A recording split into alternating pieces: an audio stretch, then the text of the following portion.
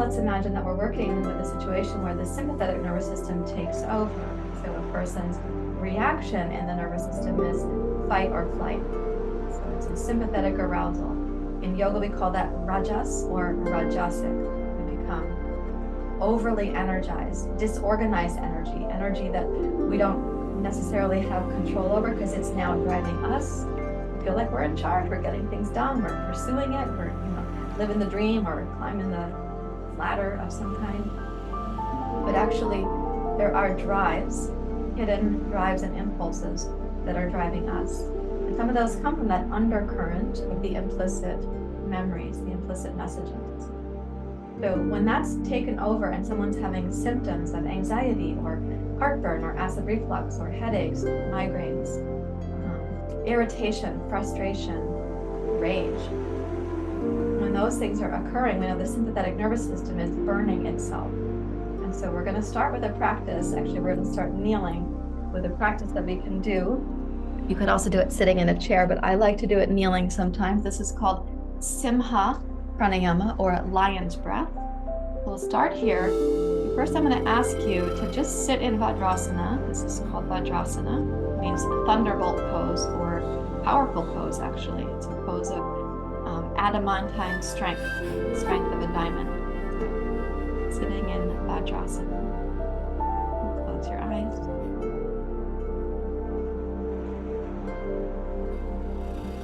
Maybe you have to think a long way back in your life to the last time you were ever angry about something, because you're a peaceful monk. You don't remember in the recent times. But so if that's necessary, think a ways back to the last time you were angry. Or the last time you felt insulted or frustrated.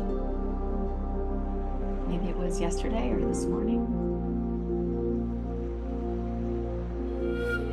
Feel a certain activation that comes up in the body. If you think back at a time where you felt you experienced wrongdoing towards you, what reflex is there? And it could be complex. You could have a reflex to collapse and hide, be like a shame reflex. You could also have a reflex of aggressiveness or antagonism. And notice that your body will have certain activations. Breathing a little more deeply and smoothly, rhythmically include the lower belly, the mid-torso, and the heart.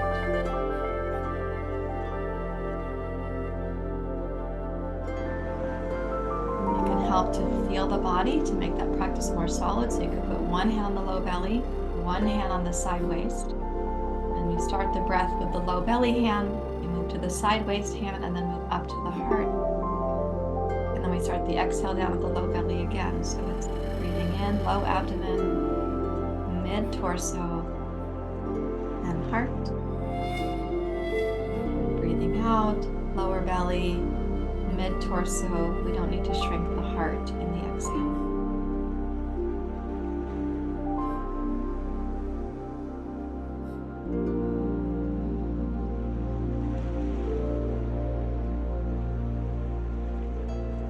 Mapping the breath with your hands. Giving yourself a sense of the tactile movement of the breath and the rhythm.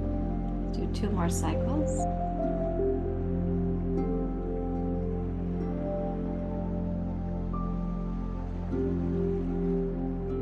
When the breath is expanding laterally, also think of that as posteriorly. So the back of the body, not just the sides of the body. One more time.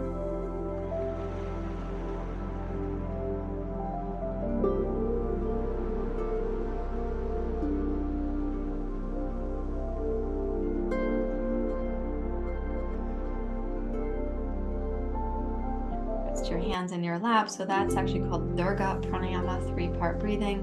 Now make your paws into little fists like this, and you're going to have paws and claws for Simha breathing, lion's breathing. Put your paws on your knees, and we're going to take a deep breath in through the nose. On the exhale, we're going to use the roar of the lion. So when we do this one, you spread the claws out, you come forward, you stick the tongue out, you make a sigh or a roar or a sound. The eyes will roll up You can look up actually behind your eyebrows. And generally speaking, you're just trying to look scary, but you're really releasing the energy of frustration, irritation, that which burns you on the inside. You're roaring like a lion to let that out. It's very similar to Harihi Om. We're not just letting it out to let it out and then toxify somebody else. In fact, this is not going towards a person. It's just going out to the elements of nature. You can let it be taken by the wind, by the fire, by the water, by the air, by the trees, the earth. They're going to metabolize that far better than we can often. Okay, 2, pause. Breathe in.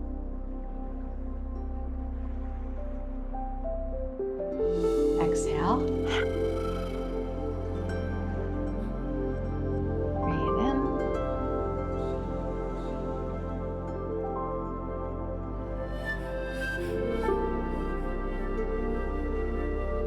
Exhale. Of course, in your own timing. And the inhale is that first, middle, and upper third of the breath.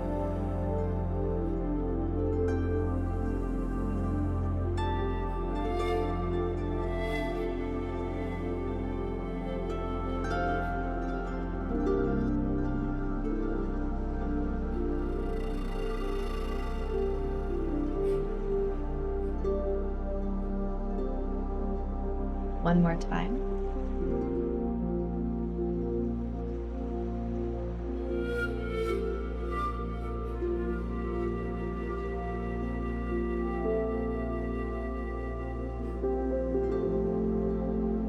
Sitting in Vajrasana again.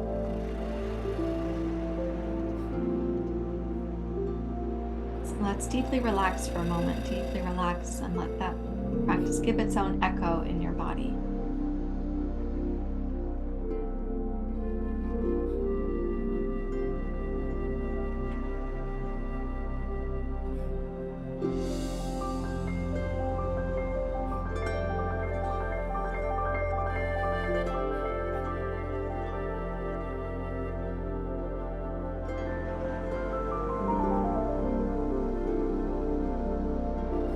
Going to do an active practice. So sometimes when you're caught up in rajasic energy, it's helpful to have a rajasic kind of practice.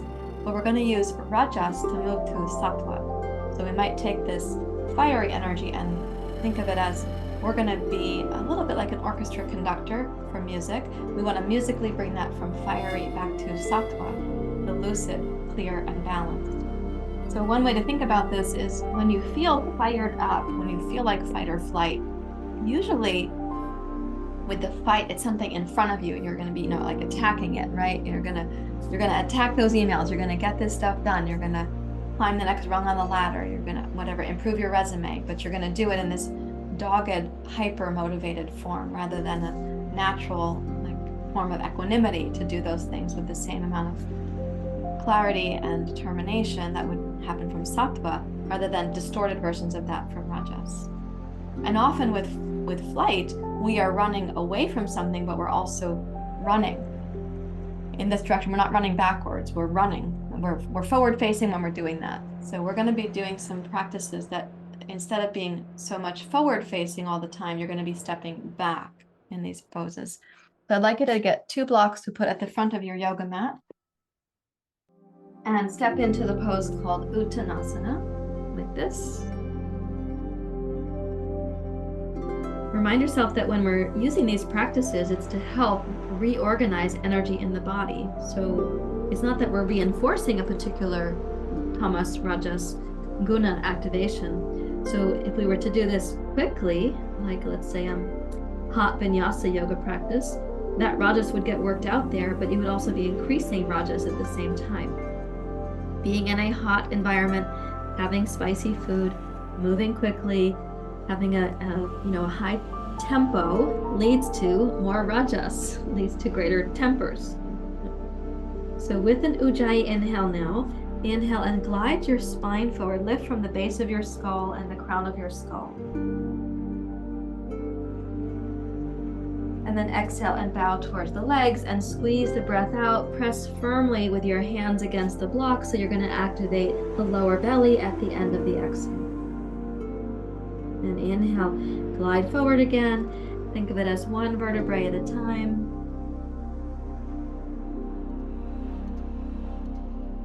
And exhale to bow towards the legs. Press firmly into both hands to strengthen the inner abdominal region for your exhale. Once more, inhale, glide your heart forward.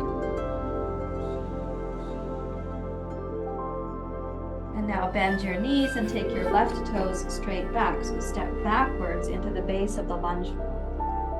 And in this base, I'm going to ask you to rest your palms lightly on your blocks. Let the torso bow over your right thigh for the time being. Energize the left leg. Breathe in.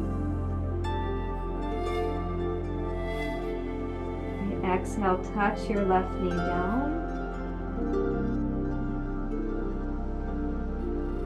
Inhale, strengthen your left leg. Reach back into your heel. Exhale, lower the left knee down. You can just lightly touch the floor. You're opening the hip flexors and the psoas. Both are involved in fighting and fleeing. Inhale, straighten the left leg. Reach back from your hips or your left leg into your heel. Exhale, touch your left knee down. Again, it's quite light. You keep the muscle tone in your left leg. And one more time, inhale, reach back. And then exhale, straighten both legs. Press from your right hip down into your right heel. Let the hands be firm on the blocks. And pivot the left heel to touch the floor.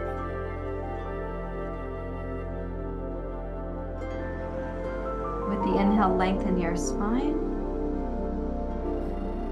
On the exhale, whatever amount of movement is appropriate for you, you can bow over the right leg. When you inhale, then again, lengthen the spine. Keep the legs straight and strong and steady. And then exhale to bow over your right leg.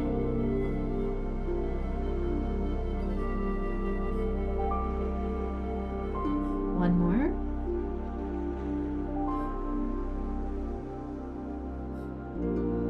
As you bow over your leg, keep the right thigh muscles strong so the base of your pose is energized for stability. Now let's bend the right knee. Keep the left heel grounded where it is.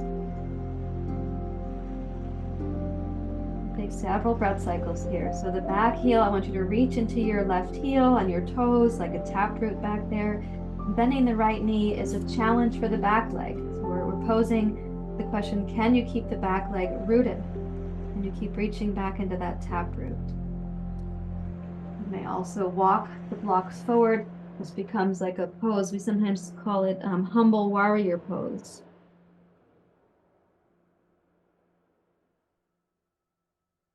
Breathe deeply and rhythmically into the lower pelvis and the belly.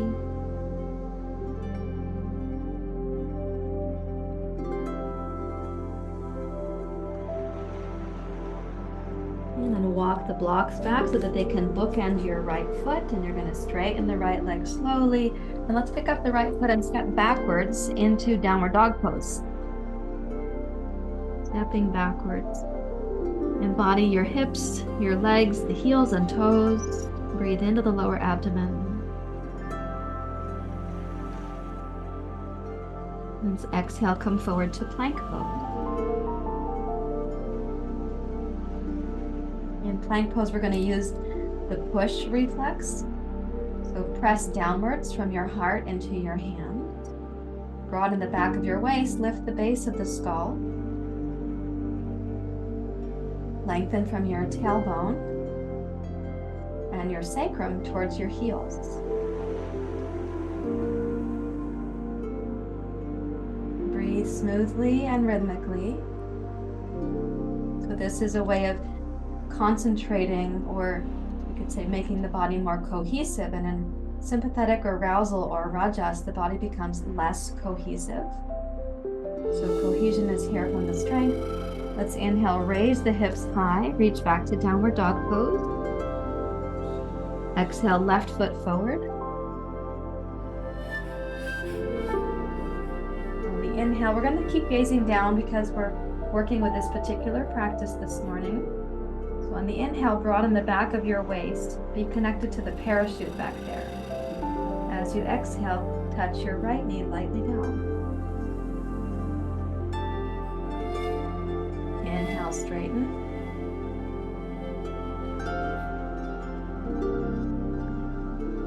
Exhale, touch lightly back down. Stretching your right hip flexors, your right psoas a little bit. Follow your inhale.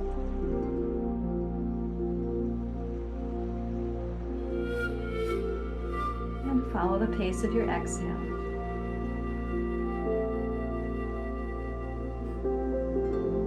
Now one more time, inhale, strengthen and straighten your right leg. And then exhale, press from your left hip down into the floor. Press with the strength of your left leg, even into your heel and your toes. Inhale, lengthen the spine. Pivot your right heel to the floor. And exhale to bow over your left leg. Inhale, straighten, lengthen. And exhale to bow slowly, determined to have a complete exhale, not a rushed exhale. Once more.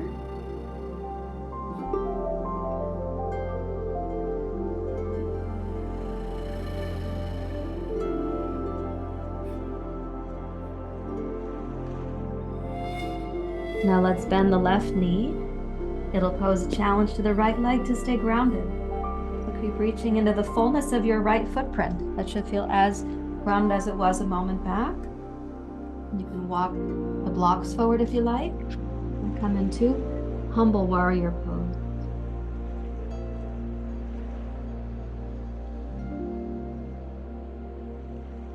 Breathe smoothly and rhythmically so the back of the body is expanding on the inhalation, and the deep inner belly is toning on the exhalation.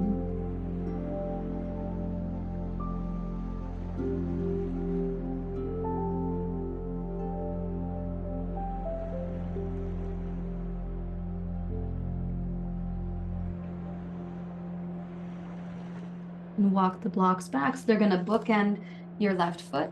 Press firmly into both hands and arms. Pick up the inner belly. Pick up the left foot. Step back to downward dog pose. And then inhale, come forward to plank pose. Press firmly from your heart down through your arms. Isometrically squeeze the feet towards each other so the inner thighs will be stronger. Lengthen your tailbone towards your heels. So we're not just in plank pose praying for arm strength, we're using the whole body. Actively press the floor away from you without over rounding your back. So lift the base of the skull, keep the lower belly toned. The lower back is broad, but the upper back is not like a turtle here. And then inhale, reach high into downward dog pose.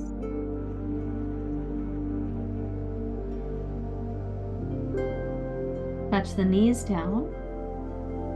Put the big toes together, separate the knees apart, and drop back to child's pose. You can put your hands on the floor.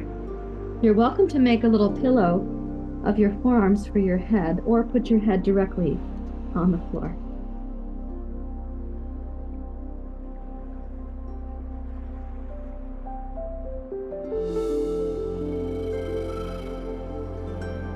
And when you come down to child's pose, notice that it has a kind of refuge.